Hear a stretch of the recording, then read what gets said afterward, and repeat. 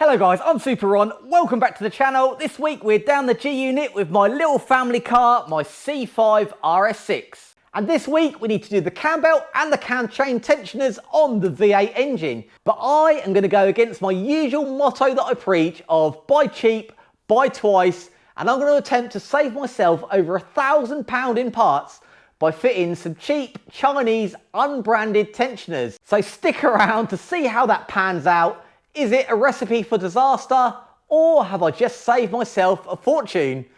We will find out by the end of this episode. I've had this car for about 6.5 years now, and over later years it doesn't get used that much, just a few thousand miles a year, but the schedule's not only on mileage, it's also on time, so it's due for its timing belt.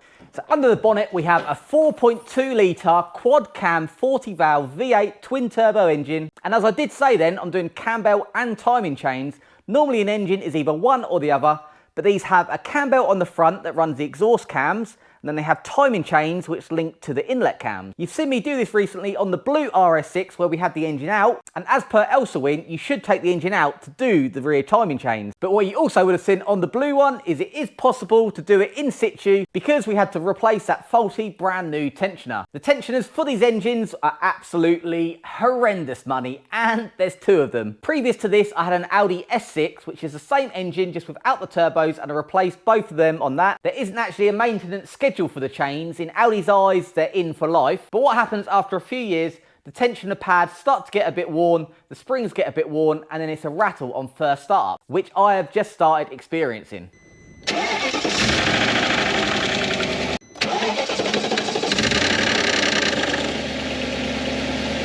On general running and everything like that, it's absolutely silent. There's no rattling. On a warm day, if you drive it, park it up, start up again, won't be any rattling at all. But it's just the free play that rattles when you start it up, because these react on oil pressure. So when the engine's not running, they haven't got their full pressure on the chain, and it just rattles. And when the pads on the top wear and that rattle, that is when they tend to break. So it is quite rare for these to actually break when you're running. It's usually on a start up. That'll be the final straw that breaks the camel's back and the tensioner pads break off. So unlike the 1.8 turbos, which have the same setup, they have the exhaust cam driven by the cam belt and then a chain to the inlet cam. All their variable valve timing is just for startup. On active running on the engine, it doesn't change at all. On the V8s and V6s, it is active VVT. So at certain rev ranges, it changes the timing of the inlet cam. And as you might have seen in a previous video on my car, we did start to have a little problem with one of the tensioners. But what it turned out, the little solenoid actuator had this tiny little bit of rubber stuck into it. And when we cleaned all that out, this has been fine ever since. Which does bring me to the controversial part of this, the tensioners. They are now no longer available from Audi. When they were, I think they're about £700 each, plus the chains, plus the gaskets, plus everything else. It was a couple of grand just for the setup. There are a couple of options. There's FII and other reputable brands that do make them still, and you can pick them up for about £600 a side, so you're about 1,200 quid for the pair. But I've had this for 6 years now. I've done over 40,000 miles, and this has got cheap, unbranded tensioners in it. When I bought the car 6.5 years ago, shortly beforehand,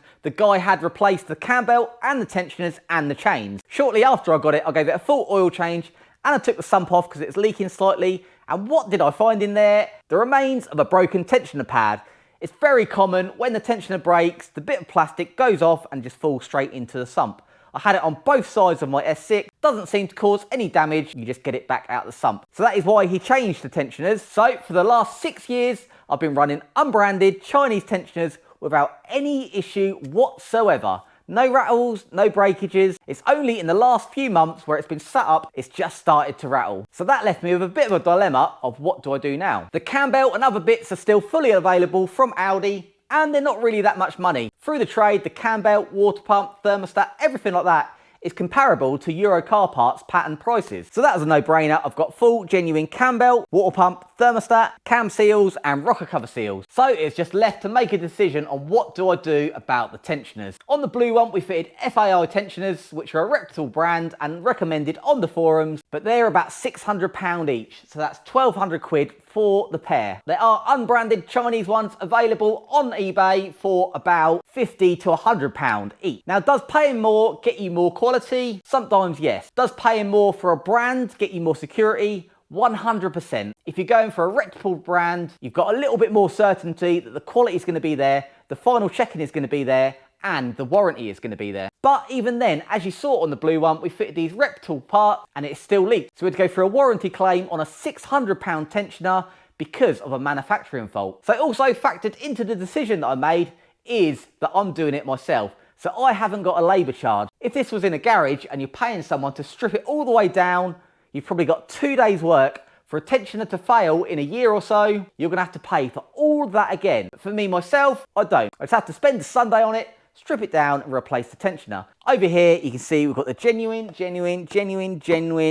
and then we've got 2 blank boxes at the bottom. So over on the side ready, I've got my Elsa win for my instructions. I've got a new set of plugs. I've got the cam puller. I've got the locking tool, I've got our rocker cover gaskets, I've got our water pump, I've got a full cam belt kit, we've got new blanks for the rear of the head because these are prone for leaking as well. I've got new cam seals, I've got a new thermostat because they are as deep as you get. So as we've got the water pump out, I'm going to replace the thermostat, and I've got 2 brand new genuine chains. And then we have got our blank boxes, which has got, this does come as a full kit, so it does come with a chain. Does come with the gasket. Here is our tensioner. So as you can see, unbranded. But this is what has been on there for the last 6 years. They do come with rocker cover gasket, spark plug gasket, and everything else is included. We've got our left and right, we've got our 087 and 088. Very important we get these the right way around. And this is the little ball bearing that was leaking on that expensive FIA one. So this is my decision and my reasoning. We've got the Chinese tensioners. Now the only problem with this is not all Chinese tensioners are the same. I might have been lucky on this, and I've got some which quite possibly came from the same factory as the Audi and the FII ones. And then we've got some other Chinese ones which look exactly the same, but there's no telling where these come from. So this is the gamble. All the cam belt and everything, I have to drop the whole front end off to get to the cam belt, to replace the pulleys, to replace the water pump, everything else on the front. To get to the cams, you go in from the top of the head and take the rock covers out. Now the reason I have bought genuine chains, these were quite expensive. In fact, one chain was more than both of these tensioners put together, is I'm not willing to put that risk on the chain. These might be okay. People have used them in the past, but I know if the tensioner fails, it just rattles a bit, doesn't cause any damage. If a chain fails, you are in big trouble. So the 2 genuine chains were 250 quid, and this whole kit for 2 tensioners, 2 chains, 2 rocker covers, 2 sets of gaskets, 2 sets of half moons was 120 quid. But even if these didn't fail completely, if they stretched or anything like that, put the timing out, it would be a big job to take it apart. If it's just a tensioner fail, you can actually still do that in the car. So you can do it with the front end on, you don't have to touch the cam belt, and you can apparently just slot them in and slot them out just by taking the inlet cam out. So you don't have a massive strip down to replace these, but there is a massive strip down to replace the chain. And the other thing I've noticed lately, when it's been sitting up for a while, we've got quite a rocker cover leak at the back on this side. And if it's been sat for a while, all the oil that's been dripping down on the exhaust then absolutely stinks for the first couple of miles. So as we've got the rocker covers off, we'll be investigating that as well. So my plan was to do a full step-by-step guide on this to explain every step along the way and have a guide for you guys. But unfortunately, I have not got time for that. That would move this job into taking weeks and weeks and weeks on the job alone, let alone then editing it all up. We're going on holiday next week. We're off to the Isle of Wight a week today, so I need to get this done. You've seen me strip it down on the blue one well enough, so you can track back to those videos if you are looking for a how-to. But for this one, I'll just keep popping back when we get to the significant stages. So it's going to be wheels off, bumper off, front panel released. We can just tilt that forward so we don't have to disconnect anything on the oil or aircon side. We'll be draining the water anyway, so it shouldn't be too bad. Obviously, when I was at Auto Shack, I had the advantage of having it on a ramp, but for this job, there's not really that much I need to get to underneath. The only thing I can find that's going to be a little bit troublesome is going to be getting to the crank locking pin. It's under one of the boost pipes, under one of the turbos, right at the bottom. It was a bit of a nightmare to get to even on the ramp, so that's going to be the struggle. But apart from that, everything is on the top, so we shouldn't have any troubles at all. So just before I start taking it apart, I'm going to plug VAGCOM in, because you can actually have a look at the cam timing bank to bank and how they compare, and that'll tell you if the belt is stretched. What that also picks up on is if someone doesn't use the correct locking tool and just replaces a belt using Tipex and timing mark, that's not the correct way to do it, which you'll see, and that can put the timing out even with a brand new belt. So that is something I checked when I got the car, and the cam timing was spot on, which means he used the correct tool to fit the cam belt before I bought it. So I've always been happy with that. But 6 years, 40,000 miles later, we can see if it has stretched at all or whether we're still in spec. So I've just driven it down about an hour ago. It was all up to temperature. Let's just see if we've got our rattle. I suspect not, but it is starting to get worse and worse. See, just like that, we haven't got a rattle at all. It's only when it's cold and it's been left for a little while that we have the starter rattle. So I don't think we're in dangerous territory, but as we're doing all this, it's the time to replace them. So if we have a look in engine, 4.2 V8 5 valve. So we've got no engine lights or no fault codes, except for exhaust temp sensor. That's a new one. It's not putting a light on, but we might have to look into that. Apart from that, no codes. We go into measuring blocks. And here is the camshaft adjustment. So as you can see there, sitting on idle, we're about -1 on each, and the specification at idle is between -3 and +6. So we are still absolutely spot on. 0 is perfect, and that's just the balance that they give you. So they are nicely synced, pretty much as brand new. This is active VVT. So on idle it's off, you just start to rev it, it goes on, and as you can see, it puts the cam timing round 20 degrees each. And as you go higher and higher, it goes off at high revs. So at idle is off at 0 degrees. At low revs, it puts it 20 degrees round.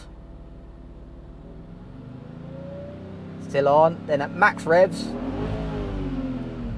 puts it all round and drops straight back to idle to perfect spec. So what we were having on one of the solenoids, it was sticking, so when that came on, it wasn't advancing to 20, and the ECU recognised that. So this one was advancing, this one wasn't.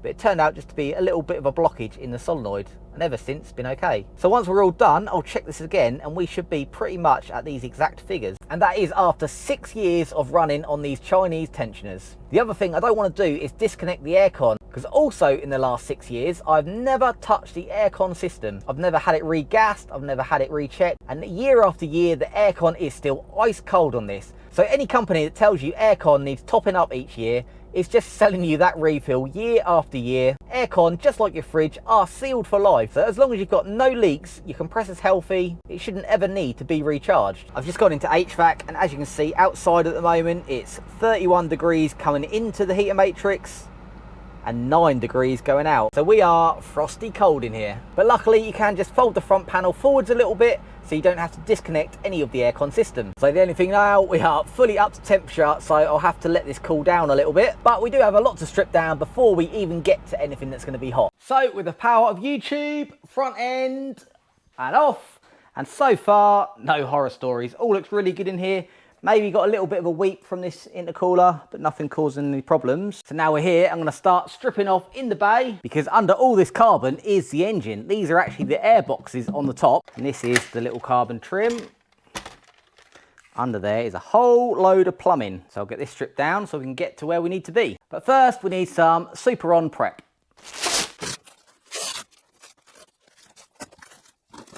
That'll just stop any marks. All the carbon is off, and we can see the top of the engine. So the turbos are down there at the back. I've got these cool little blanking things. I measured them, and I think they're like furniture end stops or bases for something, but they fit perfectly in there, because otherwise your turbos are left open, so if anything drops down there.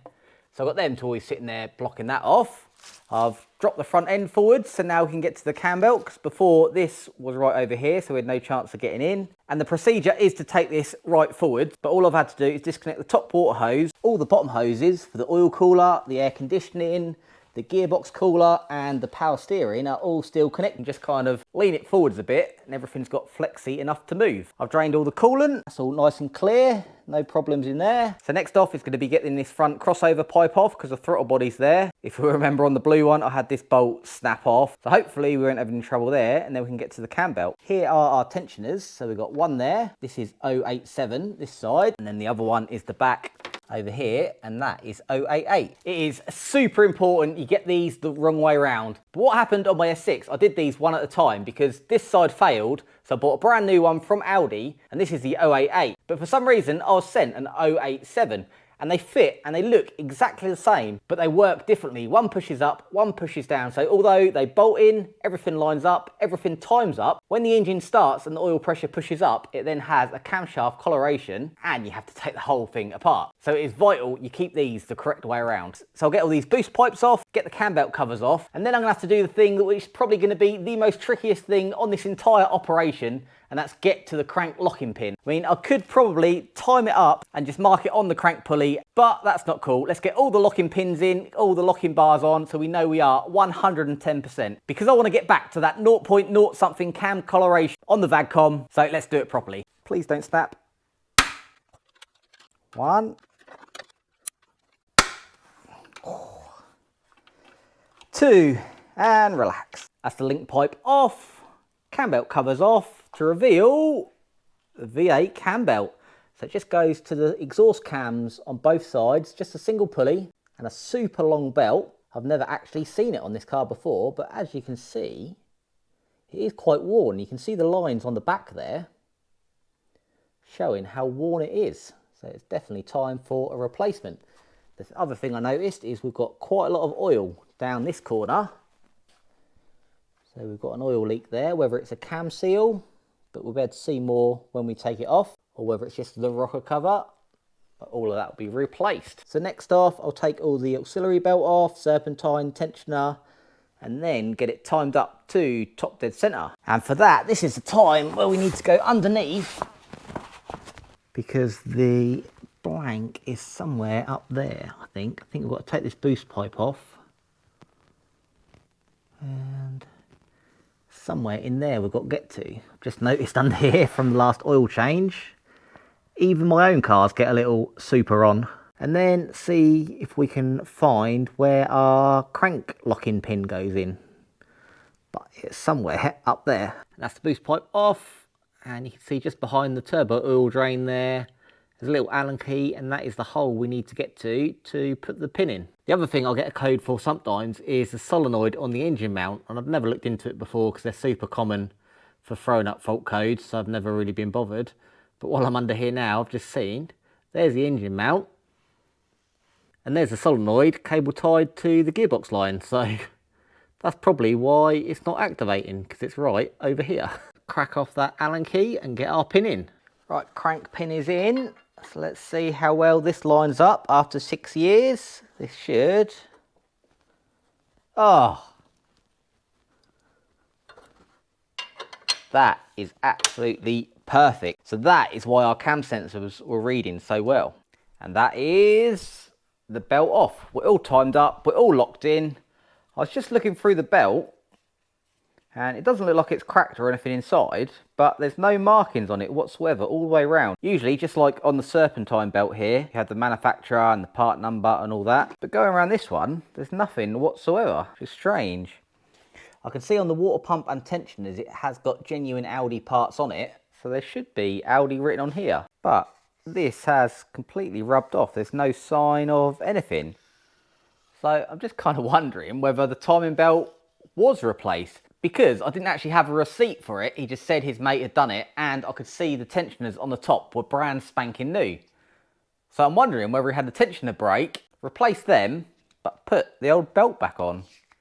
So who knows how old this one is, but doesn't matter, it survived. We've got all new ones to go on. It wasn't cracked in there, but if it is a genuine belt, that'd be the highest quality. So now we've got the front all locked, I can take these off, expose the cams, chains and tensioner. And rocker covers off, revealing our camshafts. So we've got 2 camshafts. Like I said, the drive comes in on the exhaust cam, goes along, and then is linked by the chains at the back, and that drives the inlet cam. So here are our tensioners, and to be honest, they look as good as new there. Same on this side. On this side, the chains at the front. Doesn't feel like there's any slop. It was this side that was a big rattler on startup, which tends to be the first to go. So it might seem like I'm absolutely ripping through this, but it's all the magic of camera work.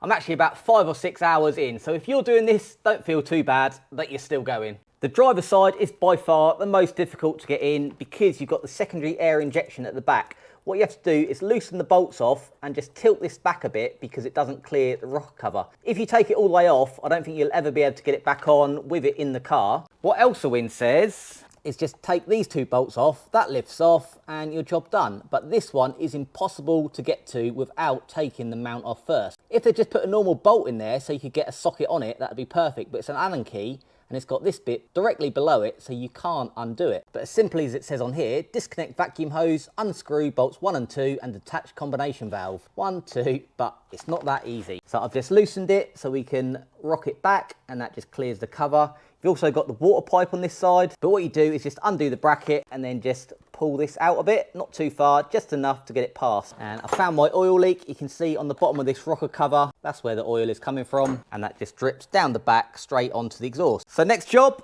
is to get the cams out. So I'll get the puller on the pulleys, get these front covers off, and then undo all the cam caps. And our parts pile is growing and growing. So now we've got the cams out, the cam caps, all the pulleys off, could get the air valve off, and then finally get the tensioner out. So now we have got an empty head. Down at the back is a bit tricky to get to some places, and you can see down there the bolts we had to release slightly so we can move this backwards and forwards, but if we took them all the way out, there's no way you'd be able to get down in there to get them in back in the right place. So you just leave them just in a bit, that keeps the gasket in place as well, and you've got enough room just to move it back. So it is tricky to get down the back there. I've got lots of custom little stumpy cut down sockets and Allen keys, but it's still definitely easier than taking the engine out. So here is the tensioner, and it's not as worn as I thought it was going to be. See, it's got some little bits out the bottom there. Top has got some grooves in.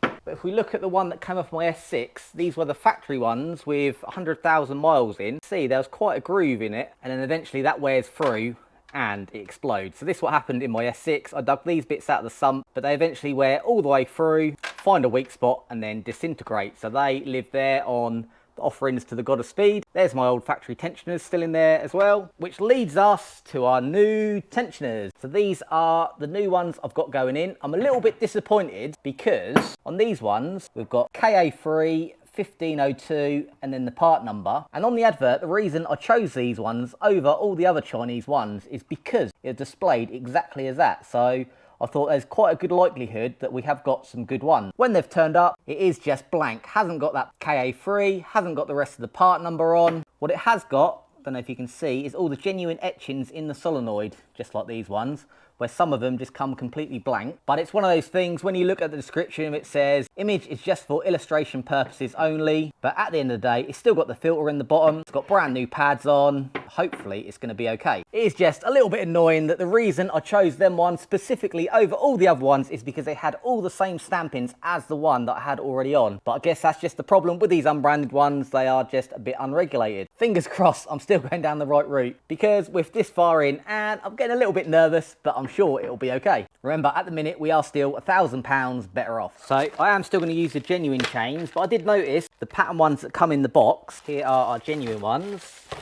and they do have the same part number, 058 109 229B. The construction does look a little bit different, so I am definitely going to use the genuine chains. So let's start reassembly on this side. So I've spent a bit of time cleaning up all the faces, all the little galleries, all the little slots where the sealer goes in, so everything is spotlessly clean. Same with the end of the caps where the cam seals and everything go. So now let's get on with reassembly. Get this side back together and slotted in. It's quite a wiggle to get them in just with one person, making sure you've got 15 links side to side and getting the tensioner and the cams all slotted in as one. But we are in. Now I can get the caps on and get it torqued up.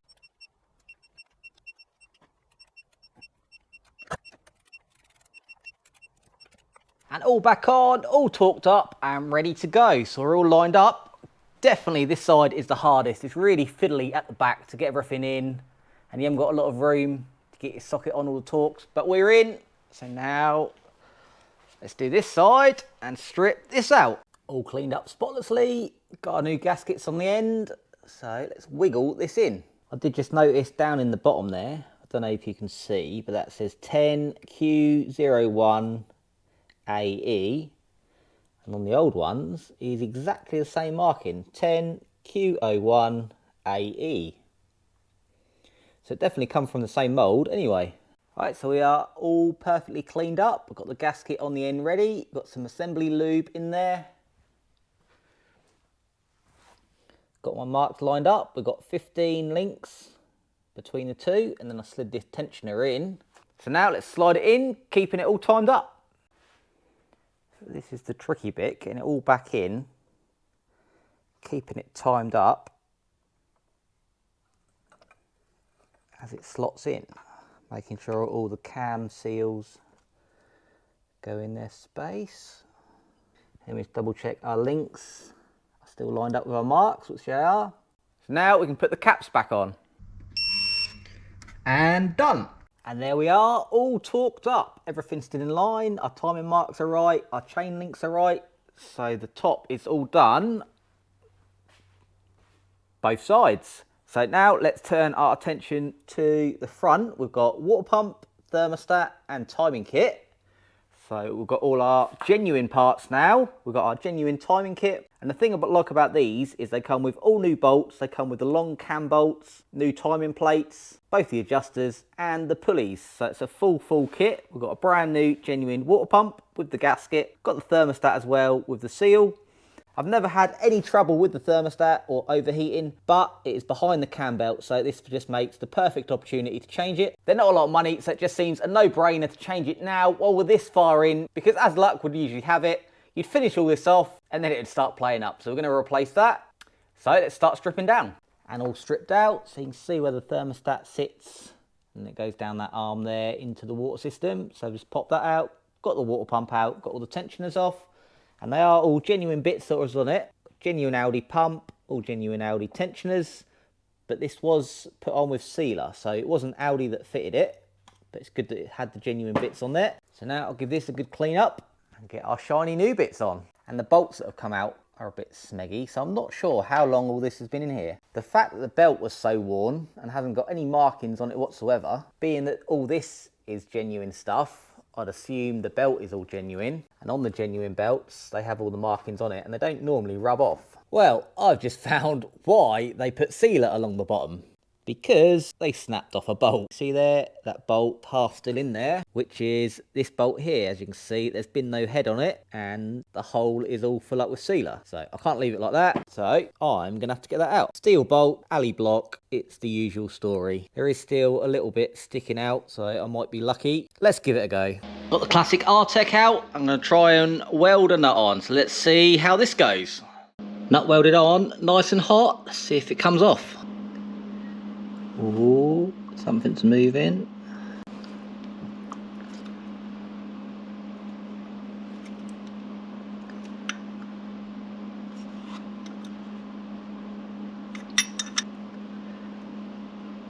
It's either going to come out or come off. Damn it. And many hours later, we've now got all the threads back in the water pump. It's so corroded in there in the end, I had to drill it out bigger and got a helicoil kit. So I've got an M6 helicoil in there. I've got this cool little adapter for the drill that just allows you to do 90 degrees drills, which was a godsend. That just meant I could get in there nice and square without having to take the front panel off. Now we are at the position we were about 3 hours ago. So this has really upset the schedule. Gonna give it a clean up, a blowout, get all the faces all cleaned up, and then we can put it all back together. At this point in the day, I was hoping to be turning the key. But for whoever does the next water pump, you're welcome. And all the new bits from the timing kit are on, all the pulleys, the back plates, all the new nuts and bolts. Pulleys are still floating at the minute. Water pump's on, idlers are on. So let's put the locking bar back on and get this Audi belt on. Still been turning around this belt, trying to find any markings whatsoever. It has completely worn off. It is like it's all scratched this way as well, which obviously isn't ideal on a timing belt. And even the colour's different. Don't know what the story is with this one, but regardless, we've got this nice new one to go on. And pow, just done all the tension procedure, and these slide on and off. We are bang on there. We've got our timing marks, check, check, check, check. So let's give it a couple of rotations and see if we line back up.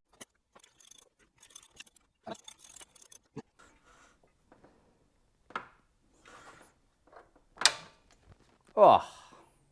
Let's see if our crank pin slots in, but it's looking good. Just see up there, the crank pin has gone straight in. And our timing bar, that is spot on. Don't even have to force it in. Happy with that. And that's the rocker covers on both sides, all torqued up, sealed up, new gaskets. So now we can put our new spark plugs in. You can't get genuine ones anymore, so we've got the next best thing. We've got a set of NGKs to go in there. We'll get that in. And something I just thought about, seeing this bracket up here, wondering whether that's where all the scuffs come from and that's why it's coming. So I'll just put a bit of card through it, but we're not actually touching there. We've got room. Same this side. So it's not getting stuck there. That's just something, if that was rubbing on the belt, that's why it's all worn down. But no, we are all clear. So everything there is torqued up.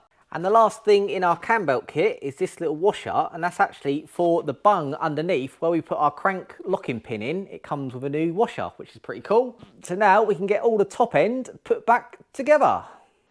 Got all the boost pipes back on, got the crossover pipe, got all the ancillaries back on, all the belts all on, tensioned up. I think we are just about all back together. My parts pile is now quite small, just got the airbox and the cowls to go on the front. So I'm going to hook the front panel back on, make our last connection, which is the top radiator hose, and then we can fill it with coolant and fire it up. Coolant is all filled up, so we're just about ready to start. I've just got to reconnect the battery actually, because I disconnected it when I was welding the front, so no ECU's got any fried. So let's do that, and then we'll go for a start. Take out my little covers. I've done a perfect job not letting anything down there. I've just got to put the air boxes on because I've got the airflow meters in, so we'll just lay them on the top. In with the carbon. 2, and on. Right, so now is the moment we find out whether these Chinese tensioners were a mistake or not. There might be a tiny little rattle when I fire it up just because all the oil galleries and all the cams and everything were all empty. Let's do it.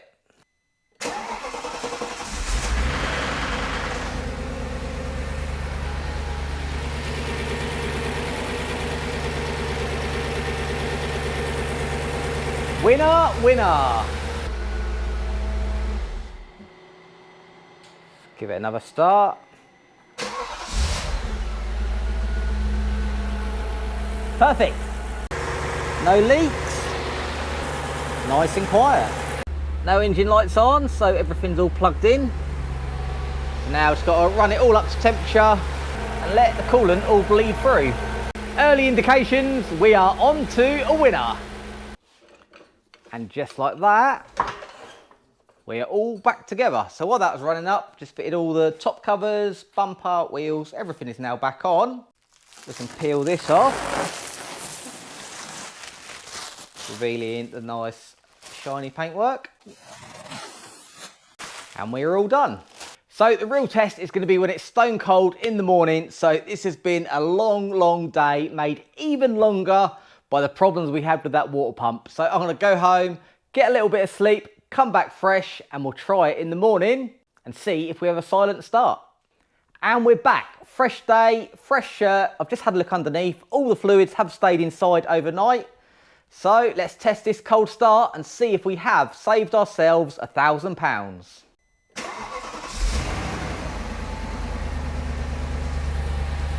Sounds good to me. So we've got no rattles, no noise, no rubbing. Everything is good. So let's plug it into the computer and see if we've still got our perfect reading. So we're in for any fault codes. So we've got left engine mount that we saw under there is cable tied next to the mount. So that's why that one keeps coming up. We have got this exhaust gas temp sensor. So we'll have to check that out soon. And supply voltage terminal, that's because we disconnected the battery. We clear them, all gone. So let's go up to our cams. And there we are, measuring blocks group 90, and we are still hovering around. Like I say, they could be between -3 to +6, and both of these are 0.0. So let's just check if they advance when we put the throttle on. So under load, they should be between 16 and 25, and these are on 20. And it should turn off as we go higher.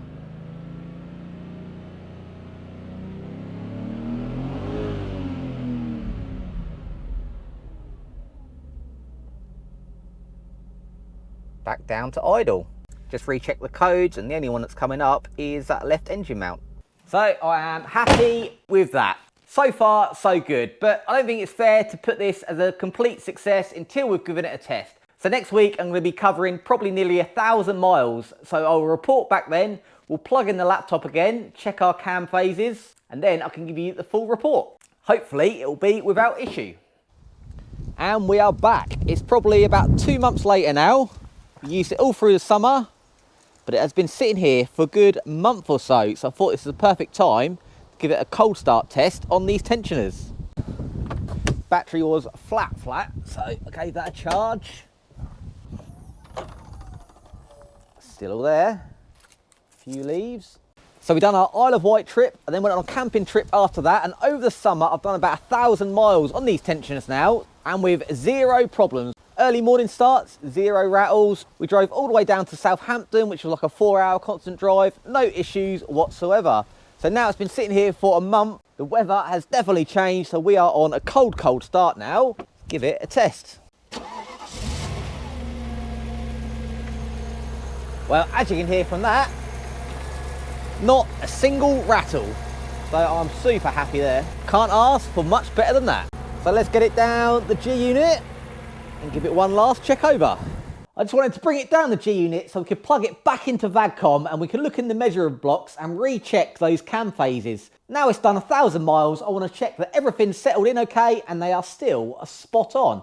We've actually been out in the car today. We went to a Japanese car show for a look around. So obviously this had to sit outside in the car park. Once we've been in there for a few hours, got our food, come out to go home, there's actually a crowd of people around the RS6 taking pictures. So no matter where it goes, it still knows how to draw a crowd. So let's plug it in and double check those cam phases. Quick rattle check. Perfect. Here we are. Like I say, I've been out in it today, so everything's up to temperature. Coolant 90 degrees, engine oil probably 70 degrees. Here are our cam phases. So our idle, we want it between -3 and +6. And we are bang on 0, 0. That's just adjusting itself. We couldn't be closer to 0 even if we tried. Under load, it should be between 16 and 25. So if we rev that up, here we go, 23 and 21, all within spec. Back down, drops to 0. Well, that is definitely the proof in the pudding. You can't get much more perfect than that. The other thing I saved, last week you saw I done my A3 episode and we changed the cam belt and it had the genuine cam belt on it. And when we looked at this one earlier, we could see there was no markings, no writing, and it was all quite shiny. So I'm not sure what make this one is. Definitely wasn't genuine, because this one was over 10 years old and you can still see everything as if it was brand new. This was well overdue, 10 years old, but it still looks good. And you can see the size difference between the 1.9 TDI and the V8. Quite a bit bigger. So I think we can wrap this episode up now. I think this is most probably going to upset the internet a little bit, putting these cheap, unbranded tensioners onto an RS6. I'm sure the comments will come in is, if you buy a car like that, you should be able to afford the maintenance. But for me, this has worked out as a preferable option. Now, I'm not saying it's going to be good for you, because if these only last a couple of years and you have to pay someone to redo all the chains again, obviously that is going to eat into that money of doing it twice. But for me, if these start rattling after a couple of years, I can change them 10 times in comparable cost to if I was to buy some brand new branded ones. I've done 1,000 miles of this. It's not been easy driving. We've been on some long journeys. I always give this a few top speed runs on our private test track down the road. So this has been flat out with these. Oil has been going thin. Everything is under maximum strain. And as you've just seen on the computer, still idles there perfectly at 0, 0 degrees. So in my book, I am calling this an absolute success. Because I'm sure the questions would have come in. I didn't want to just fit them and say, these are great. I have put this through a thorough test now. 1,000 hard miles, long distance. Can we count the Isle of Wight as abroad? But we have been a long way away. And the RS6 keeps on singing. So let me know what you think in the comments. Have we done the right thing? I'm very happy with the results and happy so far with how long they've lasted. The front brake warning light has just come on as well. So no doubt in the future soon there will be another episode of renewing the discs and pads, and I might even give the calipers a refresh, so that'll be an RS6 episode. So make sure you join me for that. But until then, make sure you have fun.